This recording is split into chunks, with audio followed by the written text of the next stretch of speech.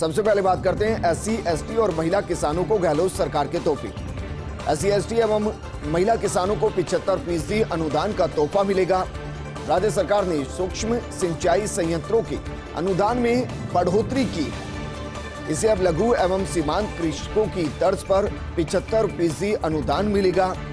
कृषि एवं पशुपालन मंत्री लालचंद कटारिया ने इसकी जानकारी दी है और कहा कि प्रधानमंत्री कृषि सिंचाई योजना में लघु एवं सीमांत किसानों को 55%, अन्य काश्तकारों के लिए 45% अनुदान का प्रावधान है। इस योजना में केंद्र का हिस्सा 60 एवं राज्य का हिस्सा 40% है। सरकार किसानों को कम पानी में ज्यादा उत्पादन के लिए प्रोत्साहित कर रही है। पूर्व में योजना में राज्य संसाधनों से दे रहे थे 5 से 15% ज्यादा अनुदान। लघु एवं सीमांत कृषकों के लिए 60 से 70%, अन्य किसानों के लिए 50% अनुदान दिया जा रहा था। एससी, एसटी और महिला किसानों के लिए केंद्र सरकार का प्रावधान नहीं है और इसलिए ये राहत दी जाएगी। राजस्थान में कृषि बजट अलग से आ रहा है और कहा जा सकता है कि एक बड़ी सौगात मुख्यमंत्री अशोक गहलोत की तरफ से एससी, एसटी और महिला किसानों को दी जा रही है। इसके मुताबिक एससी, एसटी और महिला किसानों को अब 75% अनुदान मिलेगा। राज्य सरकार ने सूक्ष्म सिंचाई यंत्रों के अनुदान में बढ़ोतरी की है। इन्हें अब लघु एवं सीमांत कृषकों की तर्ज पर 75% ही अनुदान मिलेगा और बाकायदा कृषि एवं पशुपालन मंत्री लालचंद कटारिया ने इसकी जानकारी दी है। जानकारी देते हुए उन्होंने कहा कि प्रधानमंत्री कृषि सिंचाई योजना में लघु एवं सीमांत किसानों को 55%, जबकि अगर बात अन्य काश्तकारों की जाए तो उन्हें 45% अनुदान का प्रावधान है। इस योजना में केंद्र का हिस्सा 60% होता है और राज्य का हिस्सा 40% होता है। मुख्यमंत्री गहलोत ने प्रदेश में कोयला आपूर्ति की समीक्षा बैठक ली है। ऊर्जा मंत्री भंवर सिंह भाटी, एसीएस सुबोध अग्रवाल को दिल्ली जाने के निर्देश दिए गए हैं। सीएम ने कहा कि संबंधित मंत्रालयों के स्तर पर उचित समन्वय करें, मांग के मुताबिक कोयले की पर्याप्त मात्रा में उपलब्धता सुनिश्चित की जाए। प्रदेश में कहीं भी विद्युत उत्पादन में बाधा नहीं आए, तमाम वैकल्पिक उपायों पर विचार करने के लिए निर्देश दिए गए हैं। केंद्रीय कोयला मंत्रालय और कोल इंडिया लिमिटेड से लगातार संपर्क के निर्देश दिए गए हैं और इसके पीछे की वजह यह कि अब धीरे धीरे सर्दी जा रही है, गर्मी आ रही है और ऐसे में बिजली खपत बढ़ेगी और बिजली खपत बढ़ने के बाद बिजली सप्लाई में कोई समस्या न आए, उसको देखते हुए यह कदम उठाया गया। राजस्थान के मनरेगा श्रमिकों के लिए दिल्ली से बड़ी खबर है। स्पीकर ओम बिरला के प्रयासों से मनरेगा श्रमिकों को बड़ी राहत मिली है। लोकसभा अध्यक्ष ओम बिरला के प्रयासों से स्वीकृति मिली है। दरअसल मनरेगा श्रमिकों के वेतन भुगतान के लिए 1254 करोड़ की स्वीकृति मिली। अब राजस्थान के मनरेगा श्रमिकों का भुगतान हो सकेगा। लंबे समय से मनरेगा श्रमिकों का भुगतान अटका पड़ा था। स्पीकर बिरला और केंद्रीय मंत्री गिरिराज सिंह के बीच बैठक हुई। स्पीकर ओम बिरला के कक्ष में गुरुवार को बैठक हुई थी। स्पीकर बिरला ने राशि स्वीकृति के लिए चर्चा की थी। बैठक के बाद केंद्र सरकार ने तुरंत स्वीकृति जारी कर दी। मंत्री गिरिराज सिंह ने पत्र लिखकर स्पीकर बिरला को जानकारी दी।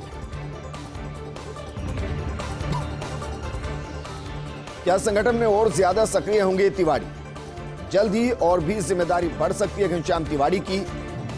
बीजेपी नेता घनश्याम तिवारी की संगठन महामंत्री चंद्रशेखर से मुलाकात हुई है। प्रदेश बीजेपी कार्यालय में मुलाकात और मंत्रणा हुई है। मुलाकात को लेकर पूछे गए प्रश्न पर घनश्याम तिवारी ने कहा, संगठन महामंत्री चंद्रशेखर यूपी से लौटे और चुनाव को लेकर चर्चा हुई। यूपी चुनाव में बीजेपी की जीत का दावा किया गया। हालांकि लंबी मंत्रणा को लेकर कई तरह के कयास लगाए जा रहे हैं।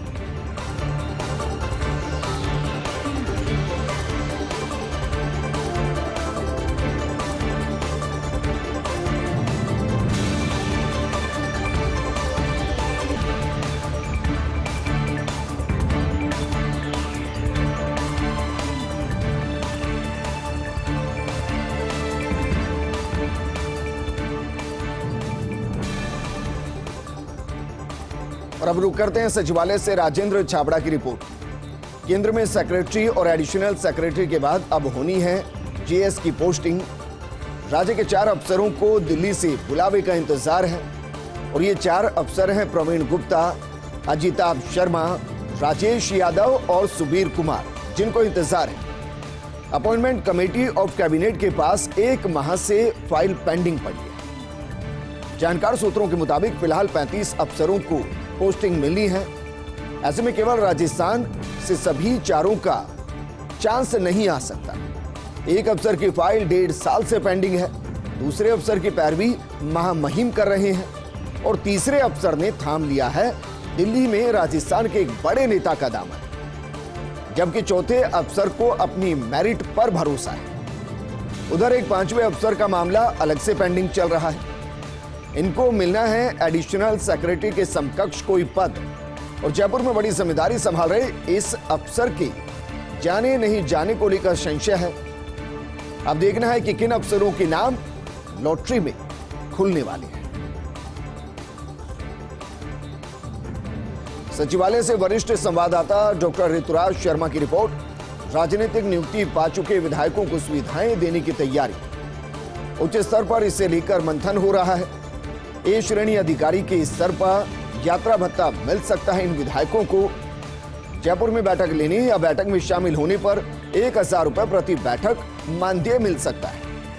जयपुर से बाहर बैठक लेने या उसमें शामिल होने पर 1250 रुपए प्रति बैठक मानदेय मिल सकता है। बैठक में चाय आदि के बिल का पुनर्भरण हो सकता है। टेलीफोन हो, इंटरनेट हो, इनके बिल पुनर्भरण की सुविधाएं मिल सकती है। जयपुर से बाहर राजकीय दौरे के लिए जाने पर मोटर गैराज से राजकीय परिवहन मिल सकता है, वाहन मिल सकता है। निःशुल्क चिकित्सा उपलब्ध हो सकती है या चिकित्सा भत्ता मिल सकता है। अलबत्ता इन्हें नहीं मिल सकेगा अलग से बंगला। मंत्री स्तर का दर्जा नहीं होने से अलग से वेतन नहीं मिल सकेगा। बाहर राजकीय दौरे के अलावा कोई राजकीय वाहन नहीं मिलेगा। विधायकों के अलावा जिन्हें मिली है राजनीतिक नियुक्तियां, उन्हें क्या दर्जा मिलेगा या क्या सुविधाएं मिलेंगी, इसे लेकर भी मंथन लगातार जारी है। और बात करते हैं बाबूजी फैमिली और खादी और सहयोग की। बृजकिशोर शर्मा को बनाया खादी बोर्ड का चेयरमैन। इनके पिता पंडित नवल किशोर शर्मा रहे थे राष्ट्रीय खादी कमीशन के चेयरमैन।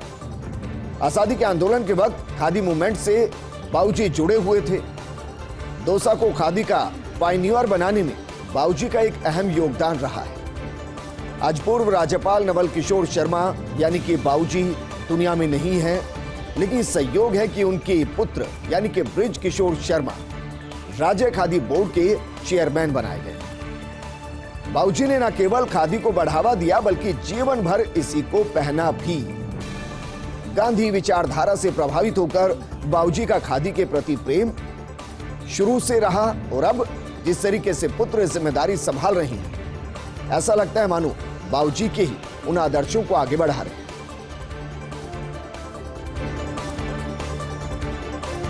रीट केस में ईडी की एंट्री हो सकती है। फिलहाल एसओजी कर रही पेपर लीक प्रकरण की जांच। सरकार विधानसभा में सीबीआई जांच से साफ तौर पर इनकार कर चुकी है, लेकिन इस बीच एक और केंद्रीय जांच एजेंसी की एंट्री हो सकती है। दरअसल टीईटी 2012 की तरह ईडी मनी लॉन्ड्रिंग की भी जांच कर सकती है। जानकार सूत्रों के हवाले से खबर है, ईडी ने इस संबंध में कुछ जानकारियां जुटाई हैं। एसओजी की जांच में दरअसल करोड़ों की खरीद फरोख्त का मामला सामने आया है और ऐसे में हो सकता है कि अब ईडी की एंट्री भी रीट मामले में हो जाए। प्रदेश में एक बार फिर से मौसम का मिजाज बदल रहा है। पहाड़ी क्षेत्रों में फिर जमने लगी बर्फ तो फिर प्रदेश में सर्दी बढ़ने लगी। उत्तर भारत से आ रही ठंडी हवाओं से प्रदेश के कई शहरों में तापमान गिर गया है। हिल स्टेशन माउंट आबू में लगातार दूसरे दिन न्यूनतम तापमान 1 डिग्री सेल्सियस रहा।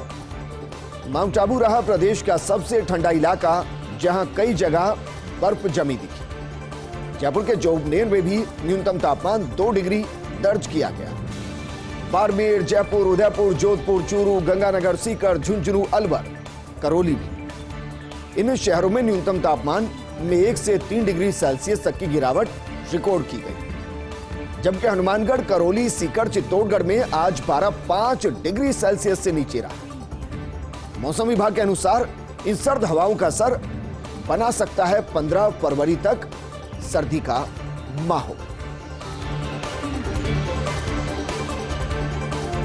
जयपुर श्री गंगानगर के बीच चलेगी सुपर लग्जरी बस। 13 फरवरी से सीकर, सरदार शहर, हनुमानगढ़ को मिलेगी कनेक्टिविटी।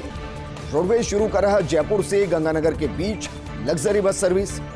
अभी तक जयपुर गंगानगर के बीच सेमी डिलक्स बस सर्विस होती थी संचालित। लंबे समय से जयपुर गंगानगर के बीच लग्जरी बसों के संचालन की मांग थी। बस में जयपुर से गंगानगर तक जाने के लिए 825 रुपए किराया देना होगा, जबकि महिला के लिए इस दूरी का किराया सिर्फ 590 रुपए रखा गया है। लग्जरी बस जयपुर से प्रतिदिन दोपहर 2:50 पर रवाना होगी। सीकर, हनुमानगढ़ टाउन, हनुमानगढ़ जंक्शन होते हुए रात 11 बजे गंगानगर पहुंचेगी। वापसी में बस गंगानगर से प्रतिदिन सुबह 4 बजे जयपुर के लिए रवाना होगी और दोपहर 12:15 पर बस जयपुर पहुंचेगी।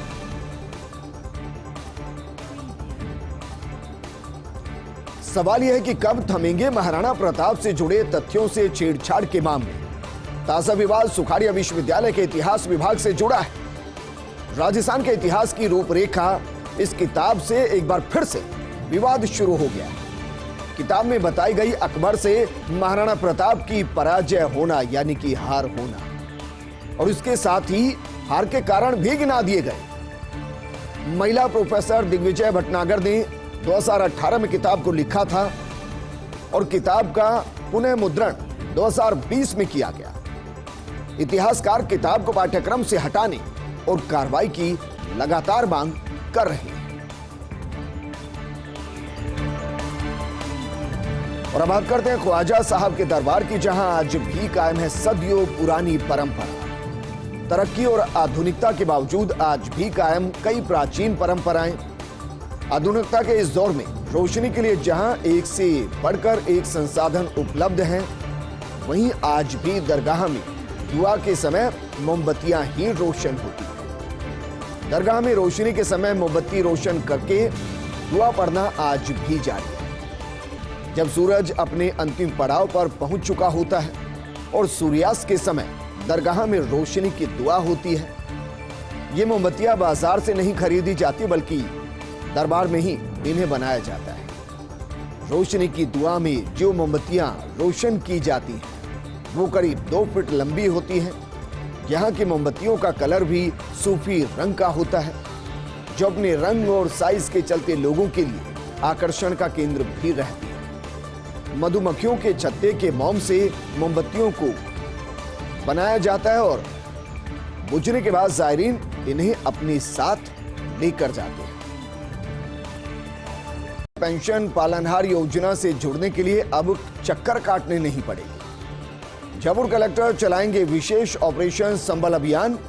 इस दौरान बुजुर्ग, विधवा और उनके बच्चों को इस योजना के साथ जोड़ा जाएगा। ऐसे लोगों को सामाजिक पेंशन से जोड़ने के लिए डोर टू डोर कैंपेन चलाया जाएगा, यानी कि घर घर जाकर इस कैंपेन को चलाया जाएगा ताकि कोई भी पात्र इस योजना का लाभ उठाने से बचे नहीं। यानी कि जितने भी पात्र हैं उन सभी को इस योजना के साथ जोड़ दिया जाए, फिर चाहे वो बच्चे हों, बुजुर्ग हों या फिर कोई और पात्र हो।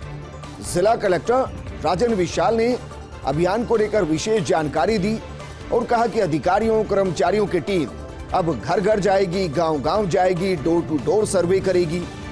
ऐसे लोगों से आवेदन लिए जाएंगे जो सामाजिक पेंशन के लिए पात्र हैं और अभी तक सामाजिक पेंशन से दूर हैं, यानी कि वंचित हैं। एप्लीकेशन को 1-2 दिन में ही डिस्पोजल कर पात्र लोगों को स्कीम से जोड़ा जाएगा।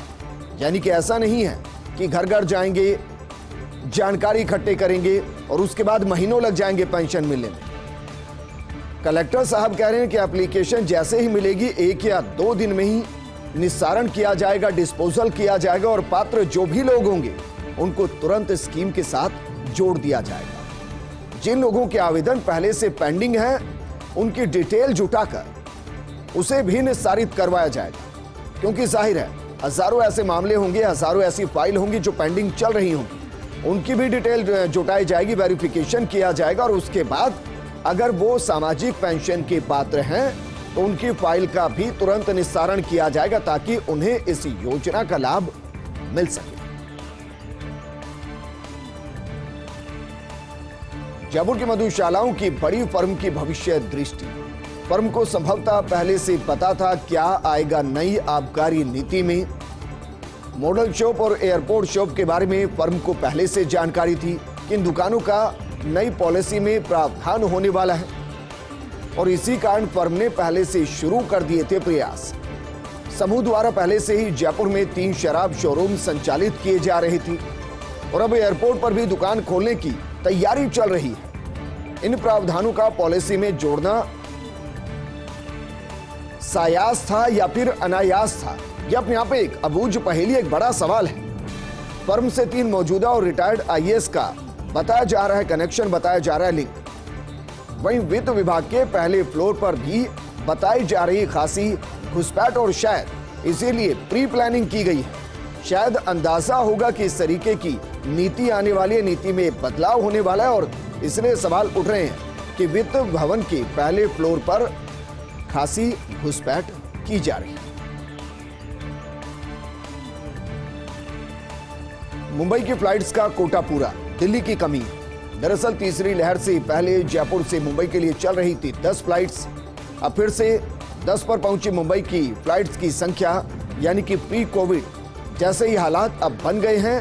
फ्लाइट्स का संचालन मुंबई के लिए कहा जा सकता है कि सामान्य हो गया है, क्योंकि 10 ही फ्लाइट तब चल रही थी और 10 फ्लाइट का संचालन एक बार फिर से शुरू हो चुका है। इन 10 फ्लाइट्स में इंडिगो की 3 हैं, गो फर्स्ट, स्पाइसजेट और एयर एशिया की 2-2 फ्लाइट्स हैं। इसके अलावा एयर इंडिया की हर दिन एक फ्लाइट मुंबई के लिए उड़ान भरती है, मुंबई के लिए संचालित होती है। लेकिन दिल्ली के लिए अभी कम चल रही हैं फ्लाइट्स। दिसंबर में दिल्ली के लिए हर दिन 9 फ्लाइट संचालित होती थी। अब इंडिगो की 2, स्पाइसजेट की 1, एयर एशिया की 1 और एयर इंडिया के 2 फ्लाइट संचालित हो रही है। हालांकि सच है कि धीरे धीरे जयपुर एयरपोर्ट पर फ्लाइट्स का संचालन बढ़ रहा है, सामान्य हो रहा है। इन दिनों हर दिन औसतन 38 फ्लाइट संचालित हो रही थी। 1 महीने पहले की बात करें तो वक्त वो भी आया जबकि हर दिन 24 से 25 फ्लाइट नहीं उड़ान भर रही थी, रद्द कर दिया जा रहा था। मुंबई के लिए कहा जा सकता है कि सामान्य स्थिति में अभी यहां से उड़ानें भरे हैं, क्योंकि 10 ही पहले फ्लाइट उड़ान भरती थी, 10 ही अब भर रही है। दिल्ली के लिए अभी औसत से कम फ्लाइट्स उड़ान भर रही है।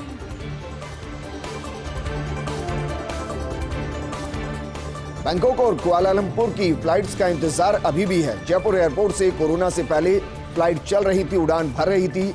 यात्री बैंकॉक और कुआलालंपुर पहुंच रहे थे।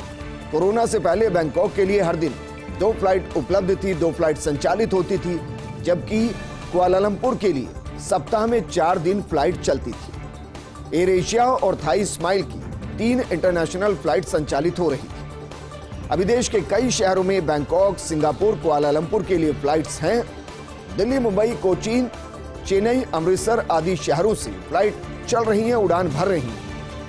लेकिन जयपुर एयरपोर्ट पर विदेशी एयरलाइंस अभी तक नहीं लौटी हैं, यानी कि विदेशी उड़ान अभी भी जयपुर एयरपोर्ट से नहीं हो रही हैं। एयर एशिया और थाई स्माइल की फ्लाइट्स का संचालन बंद है। ऐसे में जो यात्री बैंकॉक जाना चाहते हैं, कुआलालंपुर जाना चाहते हैं, उन्हें या तो दिल्ली से फ्लाइट लेनी पड़ रही है या फिर वो अभी इंतजार कर रहे हैं कि जयपुर से जब फ्लाइट शुरू होंगी तो वो उड़ान भरें।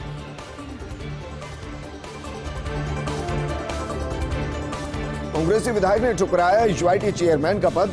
फतेहपुर से कांग्रेस विधायक हैं हाकम अली। हाकम को मिला था सीकर यूआईटी चेयरमैन बनने का ऑफर, लेकिन सहज भाव से हाकम ने पद लेने से मना कर दिया। दरअसल विवादों की राजनीति नहीं चाहते सीधे साधे हाकम। कांटों और विवादों भरा ताज माना जाता है सीकर यूआईटी चेयरमैन का पद। हाकम अली फतेहपुर तक ही सीमित रखना चाहते हैं अपनी राजनीति को। ऐसे में फिर मुख्यमंत्री ने हाकम को दी उनकी रुचि की जिम्मेदारी। हाकम को बनाया गया है वक्फ विकास परिषद का चेयरमैन और अब वो जिम्मेदारी वक्फ विकास परिषद के चेयरमैन के तौर पर निभा रहे हैं। पहाड़िया जी वाले बंगले में रहेंगे गोविंद राम मेघवाल। अस्पताल रोड से सरकारी बंगला हुआ आवंटित। जमाने भर तक यह बंगला रहा जगन्नाथ पहाड़िया के पास। राज्यपाल और प्रदेश की मुख्यमंत्री रहे थे जगन्नाथ पहाड़िया। बरसों तक दलित पॉलिटिक्स का केंद्र यह बंगला बना रहा राजस्थान की सियासत। पहाड़िया को जनवरी 1999 में अस्पताल रोड पर बंगला नंबर 5 आवंटित किया गया था। पिछले साल मई में हो गया था उनका निधन, और निधन हो गया लेकिन बंगला उनके नाम से ही चर्चित रहा। अब यहां रहेंगे कांग्रेस के दलित नेता और कैबिनेट मंत्री गोविंद मेघवाल।